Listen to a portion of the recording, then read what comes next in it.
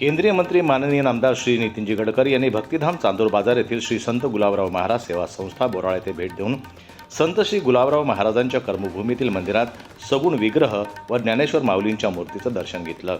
मंत्री महोदयांच्या स्वागतासाठी संस्थेचे पदाधिकारी, ज्ञानोदय विद्या मंदिरचे शिक्षक वृंद आणि विद्यार्थी मोठ्या संख्येने उपस्थित होते। धन्य आज दीनतृप्त जाहले लोचन या अभंगांच्या स्वरात पुष्पवर्षाव करून त्यांचं स्वागत करण्यात आलं।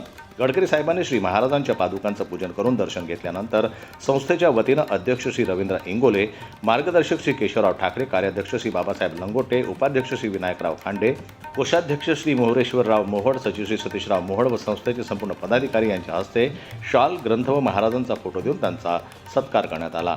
संस्थेचे कार्याध्यक्ष श्री लंगोटे व शिक्षक श्री श्रीकांत बुसकडे यांनी मंत्री महोदयांना संतांच्या कार्याचा आणि संस्थेच्या उपक्रमांचा परिचय करून दिला। यावेळी मार्गदर्शक श्री केशवराव ठाकरे यांनी यंदाचा ज्ञानेश कन्या पुरस्कार माननीय नितीनजी गडकरी यांना देण्याचा प्रस्ताव सादर केला। त्यावर मंत्री महोदयांनी कार्यक्रमास उपस्थित राहण्याचं आश्वासन दिलं।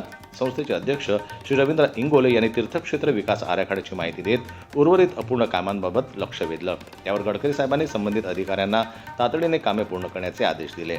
अधिकाऱ्यांनी एका महिन्यात सर्व कामे पूर्ण करण्याचं आश्वासन दिलं। शेवटी अध्यक्ष श्री रवींद्र इंगोले यांनी आपल्या व्यस्त दौऱ्यातून वेळ काढून भक्तिधामास भेट दिल्याबद्दल मंत्री महोदयांचे आभार मानले। जनमत लाईव्ह न्यूज करता मयूर खापरे यांची रिपोर्ट, चांदूर बाजार। मराठी बातम्यांसाठी आमच्या चॅनलला लाईक करा, सबस्क्राईब करा आणि बेल आयकॉन दाबायला विसरू नका।